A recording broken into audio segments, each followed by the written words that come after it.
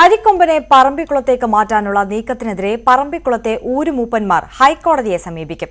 തിങ്കളാഴ്ച പുനഃപരിശോധനാ ഹർജി നൽകും. 6 പഞ്ചായത്തുകൾ കക്ഷി ചേരും. നെന്മാറ എംഎൽഎ കെ ബാബുവിന്റെ അധ്യക്ഷതയിൽ ചേർന്ന അഭിഭാഷകരുടെ യോഗത്തിലാണ് തീരുമാനം. ഹർജി പരിഗണിക്കുമെന്നാണ് വിശ്വാസമെന്ന് കെ ബാബു എംഎൽഎ പറഞ്ഞു. പൊതുവിൽ വന്ന അഭിപ്രായം റിവ്യൂ പെറ്റീഷൻ കൊടുക്കണം. പ്രത്യേകിച്ച് ആദിവാസി ഊരുകളിലുള്ള മൂപ്പന്മാരെ കൊണ്ട് കൊടുക്കണം എന്നാണ് തീരുമാനിച്ചത്. നിലവിൽ ഗവൺമെൻറ് ആവശ്യപ്പെട്ടിരുന്നത് പോലെ അല്ല അതിനകത്ത് വന്നിട്ടുള്ള വിധി എന്നാണ് അറിയാൻ കഴിയുന്നത്. അതുകൊണ്ട് അഥവാ റിവ്യൂ പെറ്റീഷനിൽ ഗവൺമെൻറ് വരണം എന്ന അഭിപ്രായമാണ് പൊതുവെ വന്നിട്ടുള്ളത്. തൃശൂർ കോടന്നൂരിൽ മകന്റെ മർദ്ദനമേറ്റ അച്ഛൻ മരിച്ചു. 60-കാരനായ ചിറമ്മേൽ ജോയിയാണ് മരിച്ചത്. മകൻ റിജോയെ പോലീസ് കസ്റ്റഡിയിലെടുത്തു. മകനെ ഉറക്കത്തിൽ നിന്ന് വിളിച്ചെണീപ്പിക്കാൻ വൈകിയതായിരുന്നു പ്രശ്നങ്ങളുടെ തുടക്കം. തർക്കത്തിനിടെ അച്ഛന്റെ തല നിലത്തടിച്ച് പരിക്കേൽപ്പിച്ചു. അബോധാവസ്ഥയിലായ ജോയിയെ ഉടൻ ആശുപത്രിയിൽ എത്തിച്ചെങ്കിലും രക്ഷിക്കാനായില്ല.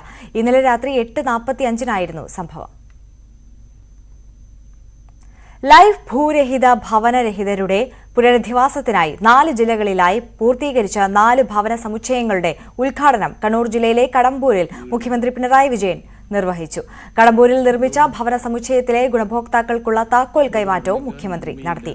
മന്ത്രിമാരായ M B Rajesh, K Krishnankutty, Ahammad Devarkovil തുടങ്ങിയവരും ചടങ്ങിൽ പങ്കെടുത്തു.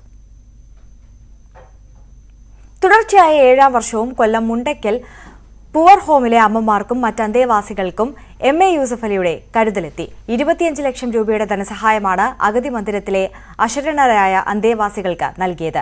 പുവർ ഹോമിലെ അന്തേവാസികളുടെ ഭക്ഷണത്തിനും അടിസ്ഥാന സൗകര്യം മെച്ചപ്പെടുത്താനും പുതിയ കിടക്കകൾ, ശുചിമുറികൾ, ചികിത്സാ സൗകര്യങ്ങൾ, മാനസികോല്ലാസത്തിനുള്ള സൗകര്യങ്ങൾ എന്നിവ ഒരുക്കുന്നതിനുമായി ഇതുവരെ 1.75 കോടി രൂപയുടെ ധനസഹായമാണ് യൂസഫ് അലി കൈമാറിയത്. സ്ത്രീകളും പുരുഷന്മാരുമടക്കം 105 അന്തേവാസികളാണ് പുവർ ഹോമിലുള്ളത്.